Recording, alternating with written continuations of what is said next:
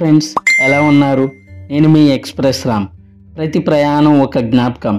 ఈరోజు మనం హైదరాబాద్లో మియాపూర్ దగ్గరలో ఉన్న కల్వరి టెంపుల్ గురించి తెలుసుకుందాం.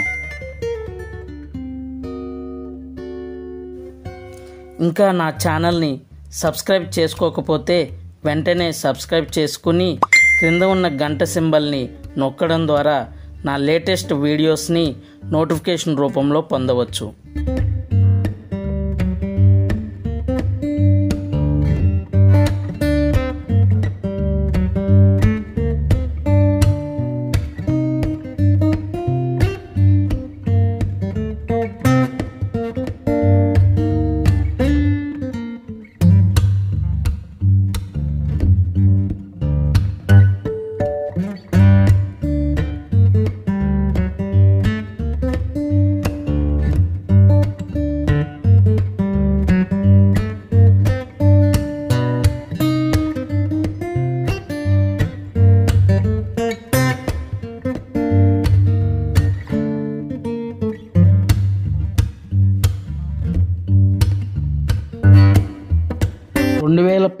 సంవత్సరంలో 12 ఎకరాల్లో 18,000 మంది ఒకేసారి ప్రార్థించుకునే విధంగా ఈ కల్వరి టెంపుల్ని నిర్మించడం జరిగింది.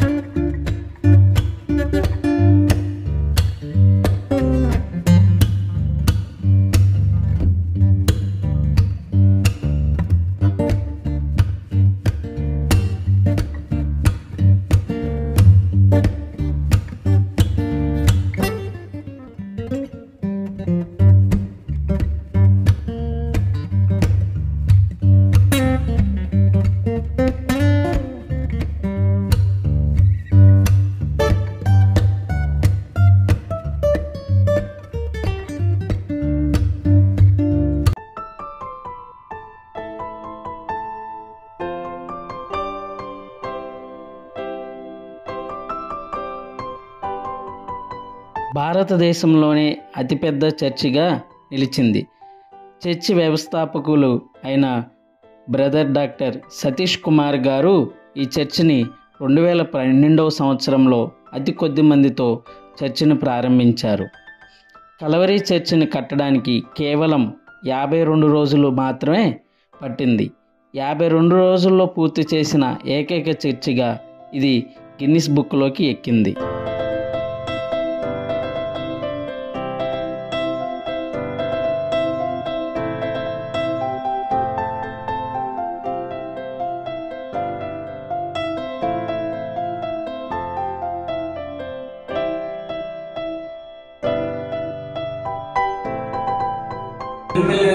నాకున్న చెడు అలవాట్ల నుంచి విడుదల పొందుకున్నాను. నేను తాగుడు నుంచి విడుదల పొందుకున్నాక నా భార్య పిల్లలు ఎంతగానో సంతోషించారు. సమాధానకర్తైన నా దేవుడు నా కుటుంబంలో ఎంతో నెమ్మది చదివే కృప చూపించాడు. గతములో దీన స్థితిలో ఉన్న నన్ను ఈ రోజున నా దేవుడు ఎంతో ఉన్నతమైన స్థానంలో నిలబెట్టాడు.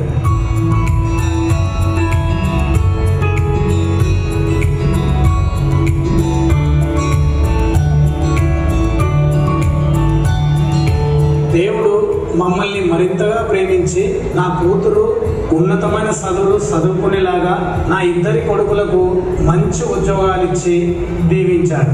నడుమునొప్పి నుంచి నన్ను విడుదల పొందుకునేలాగా చేసి ఈ రోజున ఎంతో మంచి ఆరోగ్యాన్ని ఇచ్చాడు నా దేవుడు. ఈ రోజున నా దేవుడు నాకు సొంత భూమి ఇవ్వడం కాకుండా మందిరానికి రావడానికి కారణం కూడా దయచేశాడు.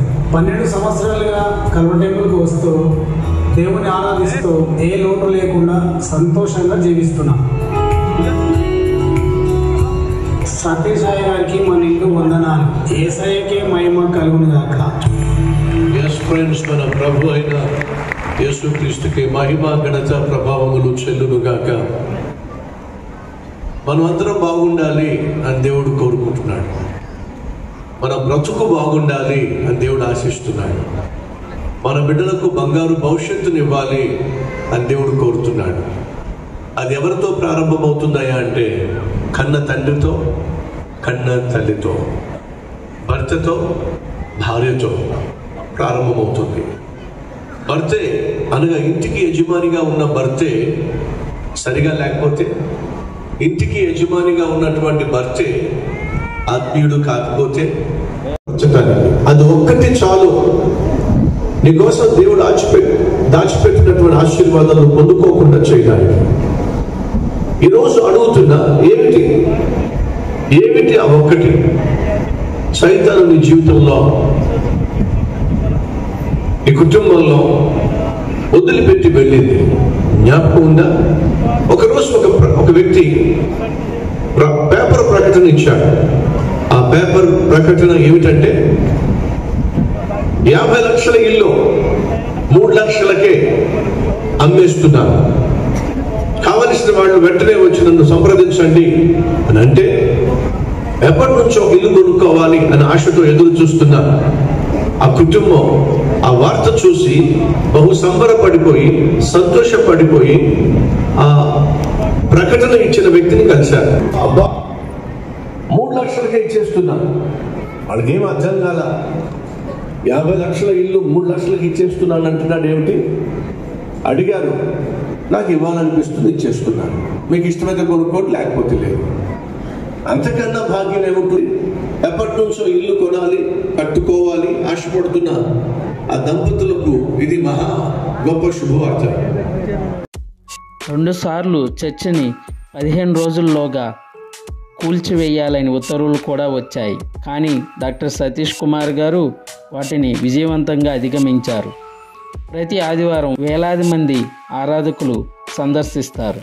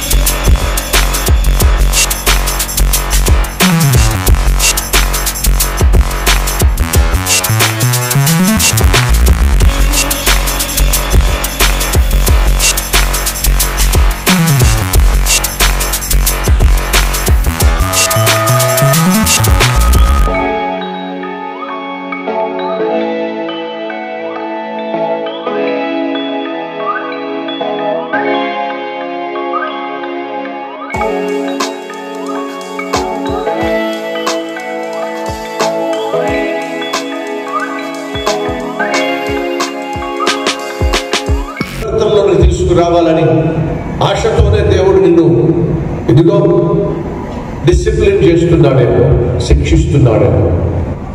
ఆర్థికంగా బలంగా ఉన్న నీవు సడన్ గా కుప్పకూలిపోయావు. అనేక మందికి చెయ్యి, పైన చెయ్యి ఈరోజు అడుక్కునే చెయ్యి అయ్యిందేమో. కారణం చేస్తున్నటువంటి పాపిష్టి పనుల వల్ల విసిగిపోయిన దేవుడు నిన్ను చంపడానికి బదులుగా, నిన్ను శిక్షించడానికి బదులుగా, నిన్ను లోపరుచుకోవడానికి, నిన్ను తన వైపు తెచ్చుకోవడానికి ఆర్థిక ఇబ్బందిని అనుమతించాడేమో. అష్ట కష్టాలను నీకు అనుమతించాడేమో. ఇవన్నీ దేనికోసం దేవుడు అనుమతిస్తున్నాడు? నువ్వు పరివర్తన చెందుతావని, నువ్వు పశ్చాత్తాప పడతావని, నువ్వు ప్రభు సన్నిధికి వస్తావని, పరిశుద్ధంగా జీవిస్తావని, ప్రతిఫలంగా ఆశీర్వాదకరంగా బ్రతుకుతావని దేవుడు ఆశిస్తున్నాడు. నడుము నొప్పితో, తీవ్రమైన నడుము నొప్పితో కదలలేక మెదలలేక మంచం మీద పడిపోయాడు. అలా మంచం మీద పడిపోయిన వ్యక్తి దగ్గరకు ఒక ఆత్మీయుడు వచ్చి, నువ్వు చేసిన పాపిష్టి పనుల వల్ల, నీకున్న త్రాగుడు అలవాటు వల్ల ఈరోజు ఆరోగ్యం చెడగొట్టుకున్నావు, మంచం మీద పడ్డావు. నేను బాగు చేసే దేవుడు ఉన్నాడు, నిన్ను నిలబెట్టే దేవుడు ఉన్నాడు, నీ జీవితాన్ని ఆశీర్వాదంగా మార్చే దేవుడు ఉన్నాడు అని చెప్పి వెళ్ళి బ్రతిమలాడి దేవుని సన్నిధికి అతన్ని నడిపించాడు. అడుగుతున్నాను సంగమా, ప్రభు బలలో పాల్పంచుకుంటున్నాం. ప్రభు సెలవిచ్చింది ఏమిటో తెలుసా? ఈ రొట్టెను తిని ఈ ద్రాక్ష రసము త్రాగున్నప్పుడల్లా నన్ను జ్ఞాపకం చేసుకోండి, నా మరణాన్ని, నా పునరుద్ధానాన్ని లోకానికి ప్రచురం చేయండి. మౌనంగా ఉండకండి. నేను ప్రతి ఒక్కరిని ప్రాణంగా ప్రేమించాను, ప్రతి ఒక్కరి కోసం శిలువలో ప్రాణం పెట్టాను. వారు చేసిన పాపిష్టి పనులను బట్టి వారికి రావాల్సిన శిక్ష అంతటిని కూడా నా మీద వేసేసుకున్నాను. ఇక ఏ ఒక్కడు నరకానికి వెళ్ళాల్సిన అవసరం లేదు. ఆ శిక్ష నేను భరించాను. వెళ్ళి లోకానికి సాక్ష్యము, ఈ సువార్తను తెలియజేయండి. అదే కదా ప్రభువు దేశ నలుమూలన అందించగలుగుతున్నాం. క్రిస్మస్ వస్తుంది. దేవుడు తన కుమారుని మన కొరకు బహుమానంగా ఇచ్చాడు. ఇది శుభవార్త. సమస్త జనులకు సంతోషకరమైన సువార్త. ఈ సువార్తను, ఏ సువార్తను లోకానికి అందించడానికి ఇంతకంటే గొప్ప అవకాశము ఏముంటుంది? ఒకసారి ఆలోచించండి. క్రిస్మస్ కానుకగా సువార్తను దానం చేసే ప్రయత్నం చేద్దాం.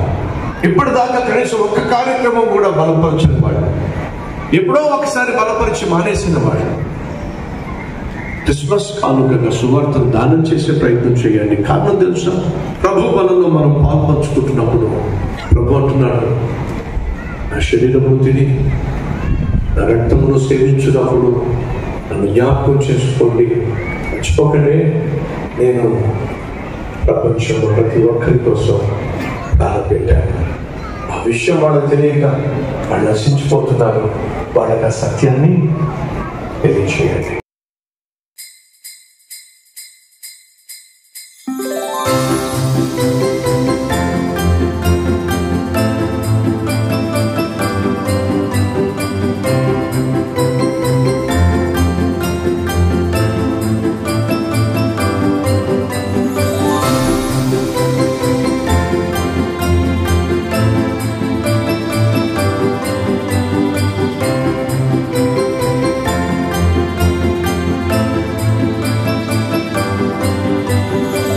చర్చి సేవా కార్యక్రమాలు చూసుకుంటే, మొదటి సేవ ఉదయం 6 నుంచి 8 గంటల వరకు తెలుగులో జరుగుతుంది.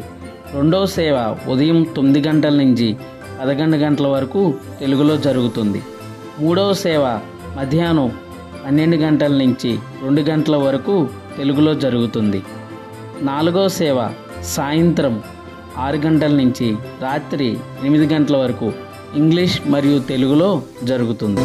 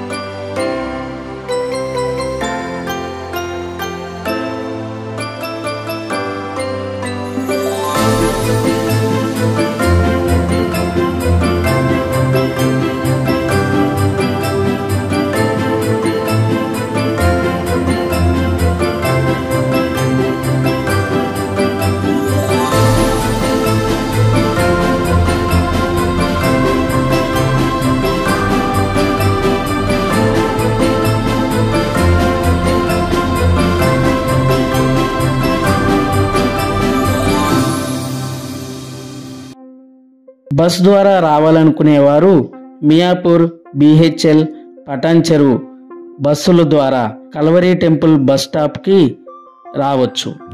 మెట్రో ద్వారా వచ్చేవారు మియాపూర్ మెట్రో స్టేషన్ వరకు వచ్చి అక్కడి నుంచి 1 కిలోమీటర్ నడక ద్వారా చేరుకోవచ్చు.